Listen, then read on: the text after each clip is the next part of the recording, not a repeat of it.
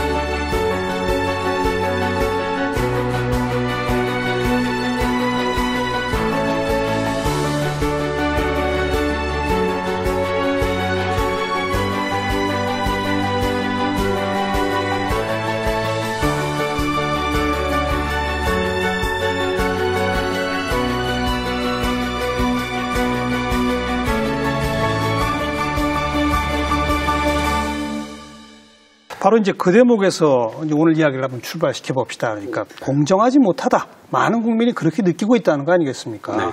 30년의 산업화 그리고 30년의 민주화라고 하는 그 60년의 역사가 만들어낸 오늘의 한국 사회가 구조적으로 공정하지 못하다.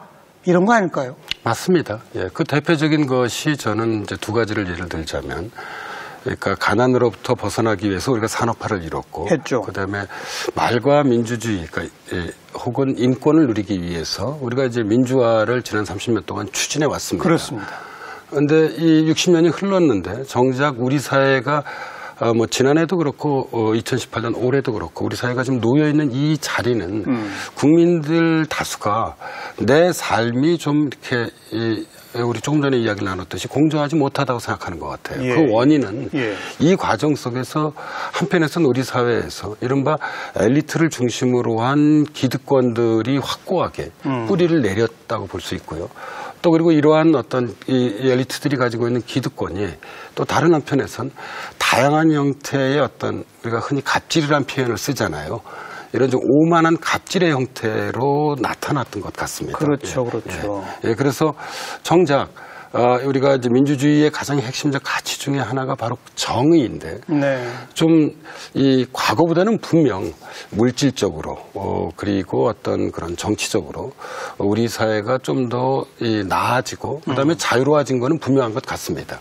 근데 정작 또 우리 놓여져 있는 현실을 그렇게 우리 스스로 돌아볼 때는 그렇게 썩 정의로운 사회라고 보기 어려울 것 같습니다. 예, 그래서 정당하지 않은 기득권은 사실 해체시켜야 하고요. 예, 그 다음에 이 오만한 이 갑질 역시 해소시켜야 하는 것이 뭐 어떤 사회적 그런 측면에서 볼 때 가장 중요한 우리 사회에 부여된 과제이지 않겠느냐는 것이 아무튼 뭐 저희들의 판단이었고요. 네, 네. 뭐 대부분의 국민들이 이러한 그런 이 국가 비전에 동의해 줄 것이라고 생각을 하고 있습니다. 이걸 이제 그 산업화의 측면, 민주화의 측면으로 조금 나눠서 보면 60, 70년대, 뭐 80년대까지만 해도 우리가 나도 조금만 더 노력하면 잘 살 수 있어. 적어도 내 자식은 나보다 더 상류층이 될 거야. 네. 뭐 이런 인식들이 많이 있었지 않습니까? 네. 그런데 오늘날 여론조사 같은 걸 해보면 당신은 중산층입니까? 아닙니다. 당신 자식은 앞으로 당신보다 더 잘 살 거라고 생각합니까? 아닙니다가 압도적으로 많아진 거 아닙니까? 네, 거기에 대해서 바로 그 점이에요. 예, 제가 이제 한 가지 자료를 좀 말씀 좀 드려보고 싶은데요. 그러니까 이제 1994년 하고요. 그리고 2015년 사이에 이제 비교한 자료입니다. 네, 예. 그러니까 1994년 경우에 일생 동안 노력을 통해 개인의 지위가 높아질 가능성에 대한 긍정적 응답이 60.1%였습니다. 반면에 이러한 긍정적 응답이 2015년에는 21.8%로 떨어졌고요. 네. 예, 이에 이제 반해서 부정적 응답은 1994년의 경우에는 5.3%에 불과했습니다. 그런데 이제 2015년의 경우에는 62.2%로 수직 상승했습니다. 그렇죠. 그러니까 이제 5.3%에서 62.2%의 이러한 사회 이동에 대한 이제 부정적 인식이죠. 이런 부정적 인식이 정말 이 크게 증가한 것은 그러니까 지난 20년 동안 우리 사회의 변화가 어떠했는지를 어떤 그 한 측면을 보여주는 좀 상징적 자료인 것 같습니다. 예. 그러니까 열심히 일하면, 소위 우리가 사회 이동이라고 그러잖아요. 좀 나은 자리로 가야 하는데, 그렇죠. 우리 사회에선 이러한 가능성들이 갈수록 줄어들어 왔고요. 사실 특히 젊은 세대들 같은 경우에선 그 출구가 막혀 있다고 보는 것 같습니다. 예. 지난 20년은 IMF 이후 20년 아닙니까? 예, 그렇습니다. 예. 결국은 IMF로 인해서 우리 사회의 고도 성장이 꺾이고 경제 구조가 변화하면서 네. 그 결과가 모든 사람들을 그렇게 미래에 대해서 암담하게 만들었다. 이렇게 말할 수 있는 거 아니겠어요? 저도 그렇게 생각을 하고 있습니다. 예. 그러니까 우리 사회에서 아마도 지난 30년 동안 가장 큰 어떤 사회적 변화를 가져온 것은 이제 97년 우리가 흔히 외환위기라고 얘기하잖아요. 그렇죠. 외환위기인데요. 그러니까 외환위기 이후에 나타난 대표적인 두 현상이 하나가 불평등이고요. 다른 하나가 저성장이라고 생각을 하고 있습니다. 예. 이제 저성장의 경우는 뭐 지구적 차원에서 이 뭐 관찰할 수 있는 현상이고 또 우리 경제 자체가 고도화되었기 때문에 좀 불가피한 측면이 있다고 생각을 하고 있습니다. 그러나 이제 불평등의 문제는 사실상 이것은 어떻게 보면 정부와 우리 사회, 다시 말씀드리자면 국가와 시민사회가 어떻게 이 불평등 문제에 대처하느냐에 따라서 불평등이 커질 수도 있고 불평등이 줄어들 수도 있다고 생각을 하고 있습니다. 그런데 이런 이제 불평등이 증대되는 것에 대해서 그 어떤 정부도 그렇게 효과적으로 대처해 왔다고 보기 어려운 여태까지 못한 거죠. 네. 김대중 정부, 노무현 정부, 이명박 정부, 박근혜 정부, 네 정부 다 못한 거죠. 뭐 이제 차이는 있습니다. 예를 들어 김대중 정부와 노무현 정부는 그래도 이제 불평등을 대단히 중요한 어떤 국가적 과제로 인식을 했고 나름대로 좀 최선을 다했지만 그 이 결과는 소망스럽지 못했던 것 같고요. 이명박 정부와 박근혜 정부는 불평등 해소보다는 오히려 성장 쪽에 좀 무게중심을 두지 않았나라는 그런 뭐 생각을 뭐 개인적으로는 하고 있습니다. 뭐 철학의 차이일 수 있죠. 성장을 통해서 오히려 불평등을 해소할 수 있다라는 그런 철학을 갖고 정책을 폈습니다만 결과는 안 그렇죠. 그렇게 돼버린 거겠죠. 네, 바로 이런 저성장, 즉 별로 경제는 커지지 않는데 불평등 구조는 심화된다. 즉 소수가 훨씬 더 많은 걸 가져간다. 이거 아니겠습니까? 예. 그래서 우리 김호기 교수께서는 분노 사회라는 표현을 쓰시죠. 예, 뭐 그런 표현을 뭐 쓰기도 했습니다. 왜 그런가 하면 우리 이 불평등이 증대되면 아무래도 좀 마음이 좀 불안하지 않겠습니까? 왜냐하면 이 불평등을 만든 중요한 그런 원인 중에 하나는 경쟁의 격화입니다. 경쟁 격화. 예. 근데 이제 경쟁이 강화되면 강화될수록 어떤 세대라 하더라도 불안감을 갖지 않을 수 없을 것 같아요. 뭐 당장 구체적으로 말씀을 좀 드려보자면 우리 10대들 같은 경우에서는 좀 더 나은 사회적 지위를 위해서 사실 좋은 대학을 가기 위해서 거의 모든 시간을 투자하잖아요. 입시 전쟁을 치르죠. 그리고 20대 같은 경우에서는 당장 이제 청년 실업 문제를 거의 부딪히게 되고요. 청년 실업의 난관을 뚫고 이 직장을 잡았다 하더라도 30대의 경우에선 내가 언제 이 직장에서 어떤 그런 해고될지도 모른다는 구조조정에 일종의 이제 구조조정, 그러면 퇴출의 공포라는 표현을 쓰는데 갖게 되고요. 그다음에 40대가 되면 또 아이들의 사교육비, 또 뭐 이게 이 가파르게 상승해온 주택 가격 등 때문에 사실 생활이 결코 녹록지 않습니다. 그러다가 이제 50대가 되면 노후가 불안해지는 거죠. 예. 뚜렷하게 마련되어 있는 노후 자금도 충분하지 않은 상태이고요. 또 우리 이 국가의 경우엔 여전히 어떤 그런 노후 복지가 서구 나라들하고 비교해 볼 때는 뭐 충분히 보장돼 있다고 보기는 좀 어렵지 않습니까? 부족하죠. 그러다 보니까 어릴 때부터 나이 들 때까지 이게 계속 우리 삶을 움직이는 어떤 그런 우리 삶에 큰 영향을 미치는 것은 다름 아닌 이런 불안의식 같아요. 불안. 예. 근데 이제 이런 불안이 계속 쌓이게 되면 분노하게 되지 않습니까? 나는 이렇게 열심히 살려고 하는데 왜 내 삶은 나아지지 않는가? 이러면 이제 뭐 사실 그 대상을 특정하기 어렵습니다. 누구를 향한 분노인지는 모르다. 그게 뭐 경우에 따라서는 정부일 수도 있고 아니면 뭐 기성 그런 사회 조직일 수도 있고 아니면 주변일 수도 있죠. 그래서 어떤 그런 이제 분노가 커지는 이른바 이제 분노 유발 사회적인 성격이 우리 사회에서 좀 두드러지는 것 같습니다. 이런 불안, 만성적 불안과 분노감을 다들 품고 있는 이런 사회인데 게다가 이제 앞으로 한 5년, 10년 사이에 또 인구 절벽이 닥친다는 거 아니겠습니까?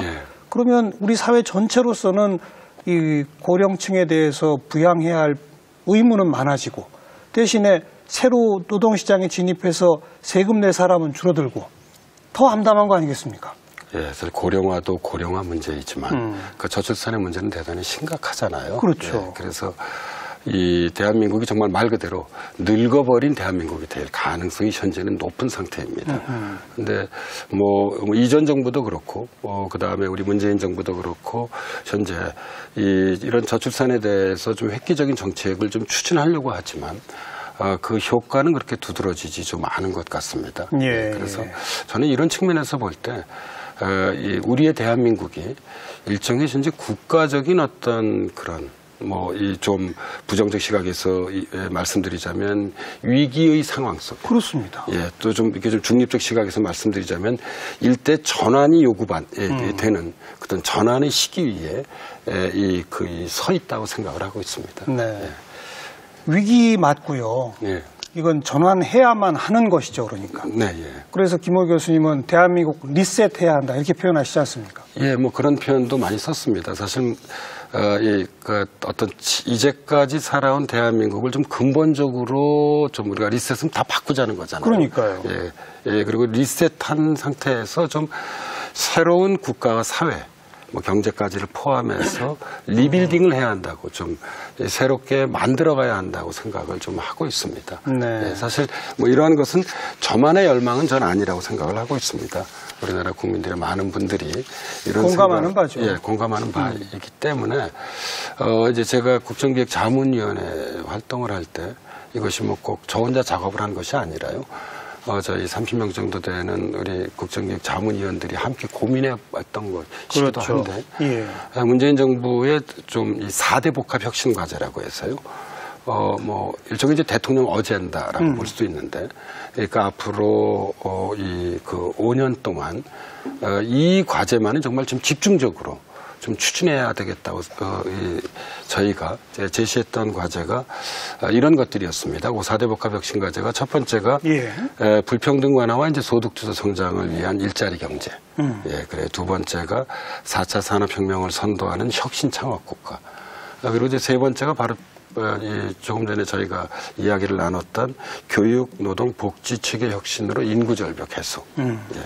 그다음에 네 번째가 국가의 고른 이 발전을 위한 자치분권과 어떤 그런 그 균형 발전. 그래서 저는 이러한 과제들은 아마 우리 대한민국에 살고 계신 분들이라면 뭐 진보든 보수든 어르신이든 젊은 세대든 다 공감할 수 있을 거라고 생각을 하고 있습니다. 한편에서는 불평등을 좀 완화해야 되고요. 그렇죠. 또 다른 한편에서는 불평등을 완화하기 위해서라도 사실상 그런 혁신 성장을 모색할 수밖에 없는 것이죠. 그리고 여기에 이제 더해서 인구 절벽을 해소하고 어떤 이른바 균형 발전을 모색해야 하는 것은 꼭 문재인 정부가 아니라도 누구라도 이 시기에 출범한 정부라고 한다면 마땅히 담당해야 할 어떤 그런 국가적 과제, 그러니까 정권적 과제라기보다는 저는 국가적 과제라고 생각을 하고 있습니다.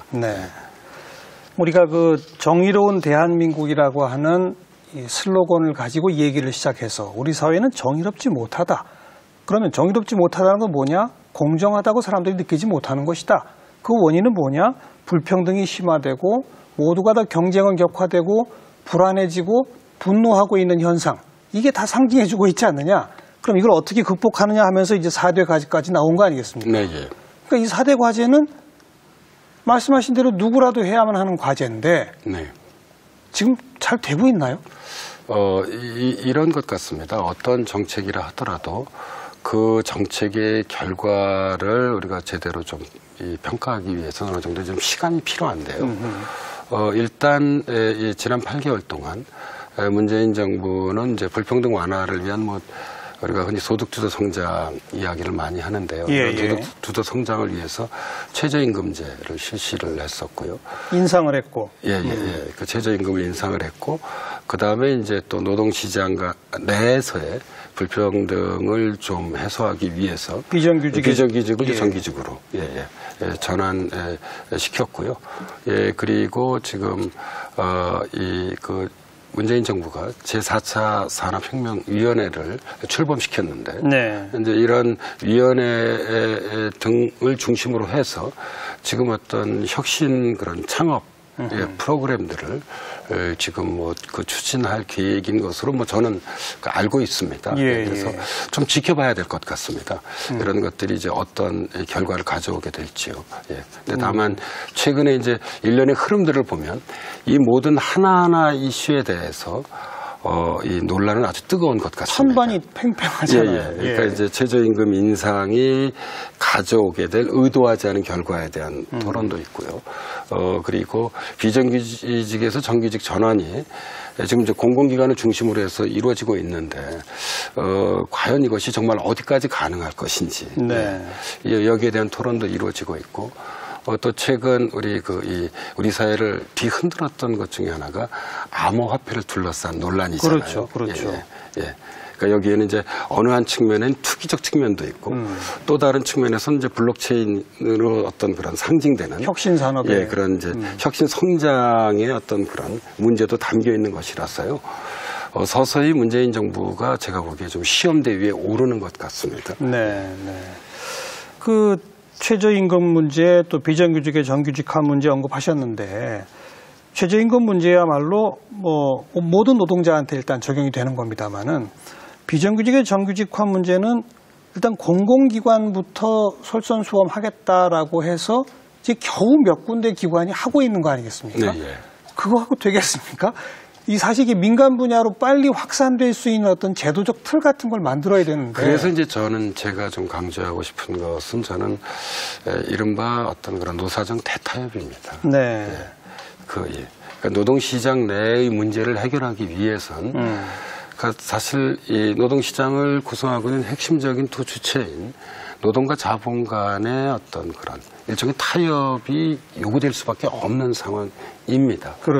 우리 외국의 아일랜드 사례도 있고 네덜란드 사례도 있듯이 서로 좀 한 발 물러서서 그러니까 이제 일자리를 더 많이 만드는 대신, 혹은 이제 정규직을 더 많이 보장하는 대신 임금 상승 등을 포함한 이런 부분에 대해서 이제 또 양보하거나 이런 어떤 그런 노동과 자본 간의 어떤 그런 생산적인 그런 이 대화, 이런 것들이 매우 좀 중요한 시점인 것 같습니다. 여기에 대해서 이제 정부는 이러한 그런 생산적인 대화와 어떤 그런 합의를 위한 이 사회적 조건들을 좀 만들어줘야 한다고 생각은 하고 있습니다.